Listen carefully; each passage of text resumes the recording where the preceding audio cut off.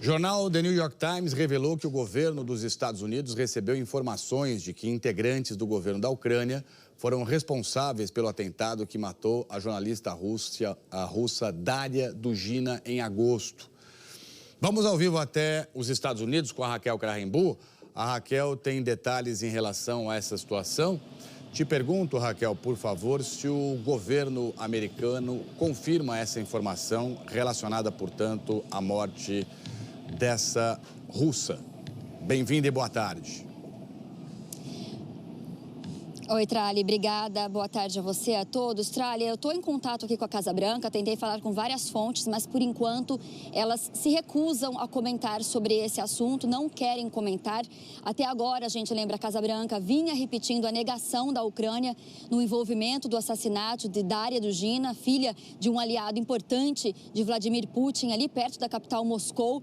Mas na semana passada, uma informação de que elementos do governo ucraniano, integrantes do governo ucraniano, autorizaram o atentado a bombas, foi compartilhada com autoridades dos Estados Unidos. As autoridades aqui, isso segundo fontes de inteligência americana, contaram ao New York Times. As fontes não contam se o presidente ucraniano Vladimir Zelensky estava envolvido, se ele ordenou esse atentado, mas as autoridades dos Estados Unidos repetiram que não sabiam do ataque com antecedência e também negaram qualquer envolvimento, seja com compartilhamento de material de inteligência ou qualquer outra assistência, segundo o New York Times. Ucranianos já realizaram, a gente lembra, Trali, outros assassinatos dentro da Rússia durante essa guerra, mas mais perto do leste da Rússia, perto da fronteira com a Ucrânia, não perto da capital e nem contra alguém tão próximo do presidente russo. A Ucrânia voltou a negar o envolvimento, dizendo que Dugina não era de interesse para eles, apesar de autoridades americanas acreditarem que o alvo seria o pai dela, que é amigo de Vladimir Putin. A Rússia disse que tem essas informações, essas mesmas informações desde o atentado em agosto e que é positivo que os Estados Unidos agora estão vendo o mesmo. A gente lembra que autoridades aqui têm se mostrado frustradas com a falta de transparência da Ucrânia sobre operações secretas em solo russo. Os Estados Unidos temem que esse tipo de ação possa intensificar a guerra. E a guerra, que a gente lembra, continua violenta, como a gente vai ver na reportagem do Ismar Madeira. As equipes de resgate correram para tentar salvar as vítimas. Entraram nos prédios de onde ainda saía fumaça. O ataque foi no início da manhã e atingiu um bairro residencial de Zaporíjia. Este jovem sobreviveu. Ele conta que na hora que seu apartamento foi bombardeado, ele se cobriu com um cobertor. Os cacos de vidro da janela o atingiram, mas ele e o pai conseguiram escapar. Edward conta que ouviu 2 explosões logo no início da manhã. Deu um pulo da cama, se levantou e foi tentar ajudar os vizinhos. O governador local afirmou que a Rússia disparou 7 mísseis contra a cidade. Zaporíjia é uma das 4 regiões da Ucrânia anexadas ilegalmente pela Rússia, depois de plebiscitos que não são reconhecidos nem pela comunidade internacional nem pelo governo ucraniano.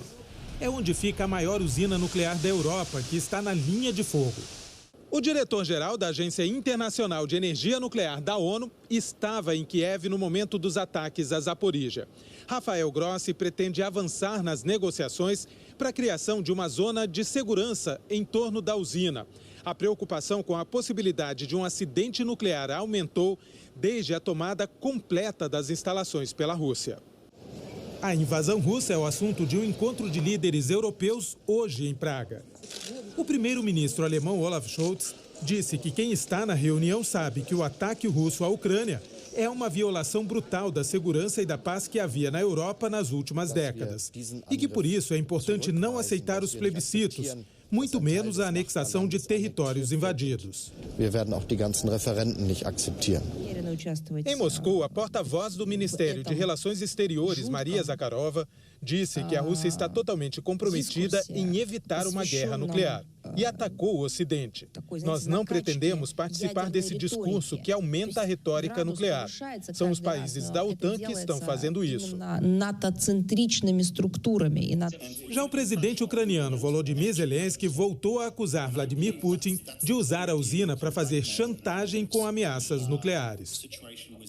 Ainda sobre assuntos internacionais, olha que tristeza. 16 mulheres, um homem e um menino morreram depois que o barco em que eles estavam afundou perto da ilha de Lesbos, na Grécia. Dá uma olhada aqui comigo, ó. Essa embarcação, ela levava 40 imigrantes, naufragou perto da costa da Turquia. Pelo menos 10 mulheres foram resgatadas com vida, mas, segundo os sobreviventes, muita gente ainda está desaparecida. Esse foi o segundo acidente do dia com barcos de imigrantes.